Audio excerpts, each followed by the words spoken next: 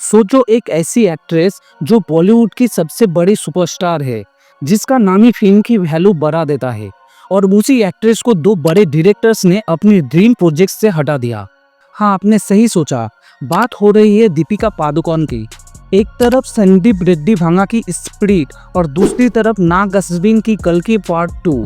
दोनों ही super ambitious projects हैं, लेकिन इन दोनों मूवीज से दीपिका को मेकर्स ने रिप्लेस कर दिया। सवाल ये है क्यों? क्या उनकी फीस डिमांड बहुत ज़्यादा थी? क्या उनका डेडिकेशन प्रोजेक्ट के स्केल के साथ मैच नहीं करता था? क्या इसमें इंडस्ट्री पॉलिटिक्स है? और सबसे बड़ी बात, कुछ लोग तो ये भी कह रहे हैं कि प्रभास और दीपिका के बीच कोई टेंशन तो नहीं हुआ, क्योंकि दोनों ही फिल्म्स में प्रभास लीड रोल में है। आज इस वीडियो में हम पूरी कहानी डिटेल में समझेंगे।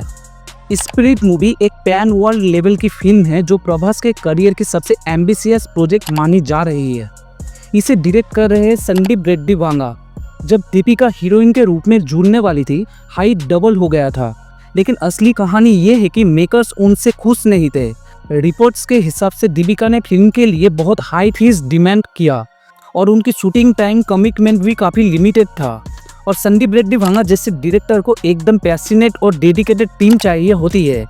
जब उन्हें लगा कि दीपिका उनकी एक्सपेक्टेशन के साथ फिट नहीं हो रही, उन्होंने उन्हें प्रोजेक्ट से निकालने का डिसीजन लिया। और इंटरेस्टिंग बात ये थी कि उनके एग्जिट के तुरंत बाद ही तृप्ति डिमरी का नाम अनाउंस कर दिया गया। मतलब मेकर्स ने एक भी सेकंड वेस्ट नहीं किया।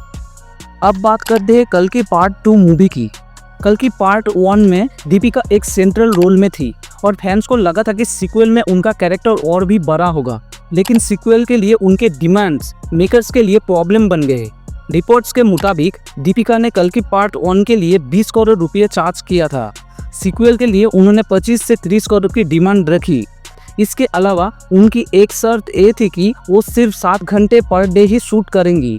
साथ ही प्रोड्यूसर्स को उनकी 25 मेंबर टीम के ट्रैवल, फूड और बाकी खर्चा उठाना होगा। ये सब कंडीशन सुन के मेकर्स को लगा कि प्रोजेक्ट के स्केल के लिए ये पॉसिबल नहीं है। इसके अलावा मेकर्स को लगा कि उनका डेडिकेशन प्रोजेक्ट के स्केल के साथ मैच नहीं कर रहा और इसी वजह से दीपिका को कल्कि पार्ट 2 मूवी से रिमूव कर दिया गया। अभी के लिए सीक्वल की हीरोइन अनाउंस नहीं हुई है, लेकिन टाइम के साथ एक नया नाम कंफर्म हो जाएगा। र्यूमर के हिसाब से कुछ लोग ये भी कह रहे हैं कि दीपिका और प्रभास के बीच कोई मिसअंडरस्टैंडिंग या क्लैश हुआ था। क्योंकि कोइंसिडेंस देखो, दोनों ही बड़े प्रोजेक्ट जहां प्रभास लीड रोल में है, वहीं से दीपिका एग्जिट कर गई। लेकिन ऑफिशियली इस बात की कोई कंफर्मेशन नहीं है। शायद ये सिर्फ इंडस्ट्री गॉसिप हो या शायद इसमें सच्चाई हो, ये तो टाइम ही बताएगा। अब सवाल ये है कि दीपिका को फ्यूचर में क्या करना चाहिए। देखिए दोस्तों, सच ये है कि उनकी स्टार पावर अभी भी बहुत स्ट्रांग है। उनका नाम आज भी हेडलाइंस बनाता है। लेकिन अगर वो फ्यूचर में बड़े पैन इंडिया या फ्रेंचाइज प्रोजेक्ट्स का हिस्सा बनना चाहती है, तो उन्हें अपने अप्रोच में थोड़ा चेंज लाना होगा। मेकर्स एक ऐसी एक्ट्रेस चाहते हैं जो फ्लेक्सिबल हो, जो अपना 100% दे, जो प्रोजेक्ट के विजन के साथ खड़ी हो। अगर दीपिका अपनी इमेज को एक हाई फी डिमांडिंग स्टार से हटाकर एक डेडिकेटेड परफॉर्मर के रूप में दोबारा एस्टैब्लिश करे, तो उनका करियर और भी लंबा चलेगा। उन्हें सिलेक्टिवली वो फिल्म चूज करनी होगी जहां उनके कैरेक्टर को डेप्थ मिले, उनका टैलेंट साइन करे और वो प्रूव करे कि वो सिर्फ ग्लैमरस हीरोइन नहीं, बल्कि एक पावरफुल एक्ट्रेस और ग्लोबल सुपरस्टार भी है। तो दोस्तों, कहानी बिल्कुल क्लियर है। दीपिका पादुकोण को स्पिरिट और कल्कि पार्ट 2 मूवी से रिमूव करने के पीछे मेकर्स के रीजन सिंपल थे। High fees, limited work hours और एक्स्ट्रा डिमांड्स।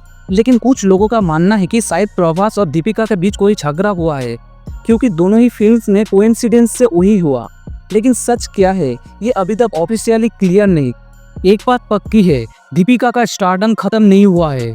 वो अभी भी इंडिया की सबसे टॉप एक्ट्रेस में से आती है। उनके पास अपने करियर को नए लेवल पर ले जाने का गोल्डन चांस है। बस स्ट्रैटेजी ठीक करनी होगी, फीस को स्मार्टली मैनेज करना होगा, प्रोजेक्ट्स के लिए फ्लेक्सिबल रहना होगा और अपने इमेज को एक डेडिकेटेड परफॉर्मर के रूप में दोबारा बिल्ड करना होगा। अगर उन्होंने ऐसा कर लिया तो बिलीव मी, उनका नाम फिर से बड़े फ्रेंचाइजेस और ब्लॉकबस्टर्स के साथ हेडलाइन करेगा। अब आप बताओ, क्या आपको लगता है कि मेकर्स का डिसीजन सही था या दीपिका की स्ट्रेटेजी गलत थी? कमेंट बॉक्स में अपना राय जरूर देना। अगर आपको मेरा ये वीडियो थोड़ा सा भी इंफॉर्मेटिव लगा हो तो वीडियो को लाइक करना, चैनल को सब्सक्राइब करना। धन्यवाद।